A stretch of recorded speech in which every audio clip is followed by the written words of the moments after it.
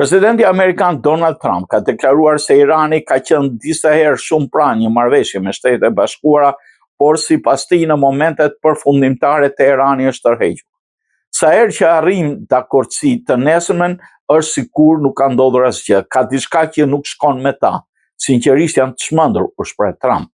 Ai shtoi se Irani ka qenë 4 apo 5 herë pranë një marrëveshje të plotë, por nuk e ka finalizuar kurrë.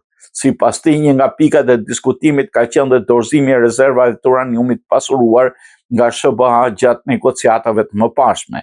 Jo armë bërthamore. Ata do të na japin materialin bërthamor çfarëdo që ne dëshironim, tha Trump, duke pretenduar se zyrtarët iranian kishin pranuar se nuk kishin kapacitet për ta nxjerrë vetë. Nga ana tjetër, Irani këmbgul se programi i tij bërthamor është tërësisht civil dhe ka mohuar çdo pranim të kushteve amerikane.